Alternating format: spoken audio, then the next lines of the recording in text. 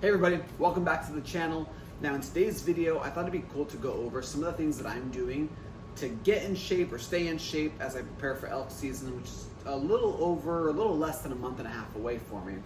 Now, a couple things. I usually go to New Jersey for the summertime for about a month and a half, right up until like a couple weeks before elk season starts. It kind of puts me at a little bit at a disadvantage, and that's only because I'm not around mountains where I can go hiking on a consistent basis 2, 3, 4 times a week. The best way to get in shape for hunting is really just to be in the mountains with a pack on, hiking up and down, and training what you would be doing every single day when you're hunting. So for me, when I'm in New Jersey, I try and do other things, rather I should say, especially when I'm in New Jersey, I try to do other things to get similar types of exercise in. I can't replicate a hike, of course, in elevation with certain weight on my back going up a mountain, but I can do other things to kind of replicate the types of workouts or the types of outputs that I'll be having when I'm in the woods. Now, a couple of things I've done in the past did not serve me well.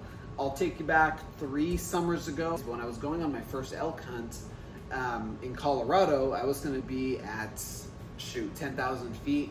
And I made a mistake that the summer prior to September, doing a training routine that wasn't conducive to elk hunting.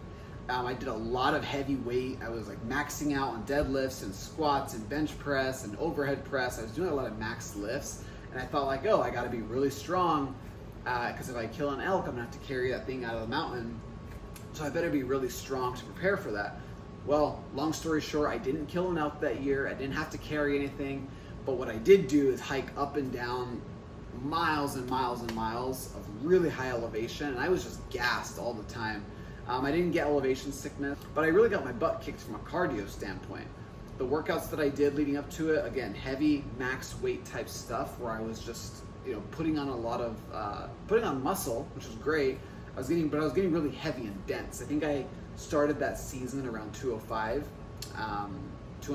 pounds, which for me is on the upper end. I usually am around 195 on a day-to-day basis. So 205 was heavy for me, and going into elk season at a big weight like that didn't really help. Now, if I would have killed something, maybe that extra strength that I had might have helped me on that back end, but I didn't get to find that out. As the years have evolved, I've come to realize that even not just with elk hunting, but for my own personal health and fitness and wellness journey, I don't particularly care for just training heavy all the time. I still like to go in there and do some heavy lifts and get the ego going a little bit and know that I can still do those things. But for the most part, I like to train more for function, for general fitness, and just to be generally prepared for all kinds of scenarios. I like to be strong, but I also like to be able to move and run if I needed to, or sprint if I needed to. So fast forward to this year and what I'm doing, a lot of my training here is a lot of body weight movements, or movements that involve no more than 60 pounds. And I'll show you a little bit about what I'm doing with that. So with that, a lot of the training that I'm doing involves body weight movements, sandbags, kettlebells, a lot of very functional fitness type exercises to get me prepared for the mountains and just for general preparedness for life, whatever life throws at me. So let's break down some of the things that I'm doing to stay in shape for elk season. Number 1 is running. I've always hated running, never been a fan. All the way back to middle school, I was never a fan of running. I'm not the fastest, I can't run the longest. I've just hated it all around because I wasn't good at it. But what I found in the mountains is that a lot of times on day 5 and beyond when I'm hunting, it's really when my legs start to take their toll on me in terms of just endurance to keep on moving at the speed that I would like to move. And to me, running isn't a direct translation, but I think running it from a mental standpoint really helps, especially on the latter days of a hunt. If you're good at running, or if you practice running often, your legs start getting used to that heavy burden that they're carrying up and down for miles on a pavement or on road, translating to mountains. So when I'm on day 6, 7, or 8, or whatever it is, and I'm tired, I don't really want to go any further, I know that I can go further because I've done the hard miles in the past. Number 2, I've added a lot of sandbag training to my routine. So this is a 60-pound sandbag. A lot of my training involves this, and exactly what I'm doing right now, carrying the sandbag back and forth. Carrying obviously translates to the mountain quite well. You're usually carrying a very heavy backpack most of the time when you're hunting. And if you're successful on a hunt, you're carrying something out. So I do a lot of shoulder carries. I do farmer's carries, but not only the sandbag, with other kinds of weights. I like to do, obviously, the shouldered carry. I like to do the just standard fireman carry back here. Just different kinds, suitcase carries, farmer's carries, just about everything. One of the things I really love about the sandbag, though, is that you can not just carry, is that you can also do a lot of regular weightlifting exercises with the sandbag. So if I wanted to do an overhead press, right, I can do that with the overhead press. I can do that. I can do rows. I can do clean and press. I can do squats. I can do racked lunges. I can do step ups with the shouldered sandbag. I can do bear hug step ups. So much you can do with a sandbag. Even if you go to a fully loaded gym and you do regular exercises on your own, I really recommend getting a sandbag just for general fitness at home. There's so much you can do with it. It's changed my workouts and my whole workout routine, workout life since I've gotten the sandbag. Number 3 is kettlebell exercises. So this is a 53-pound kettlebell. I have this one.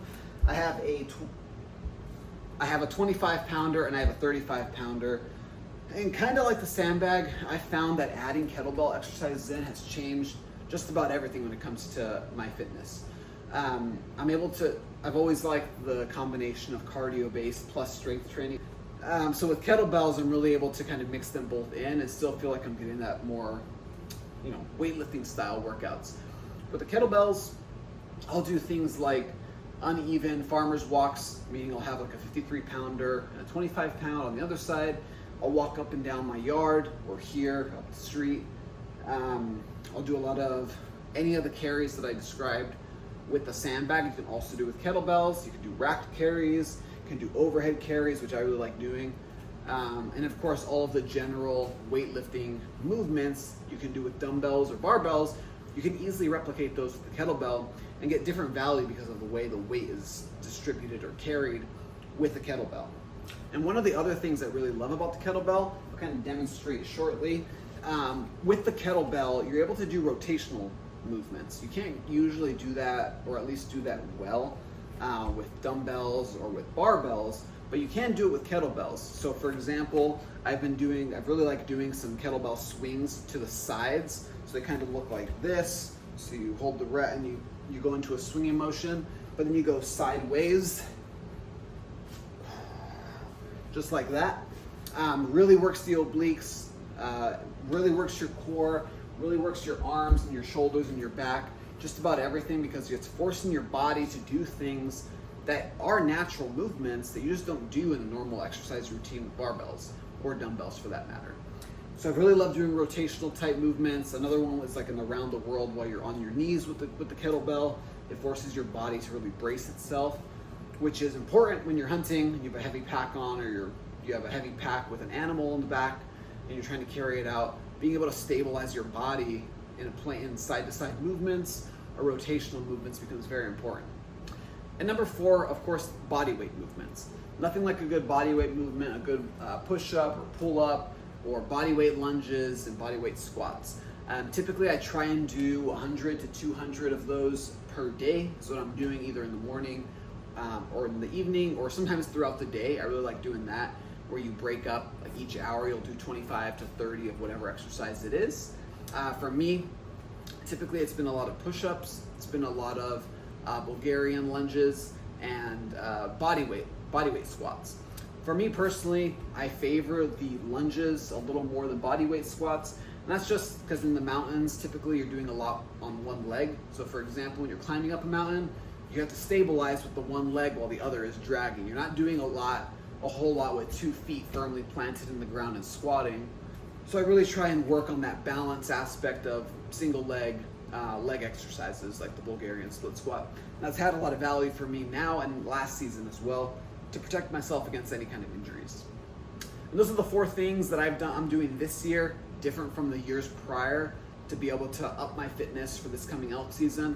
Only time will tell if that's going to be translate well to me in the mountain.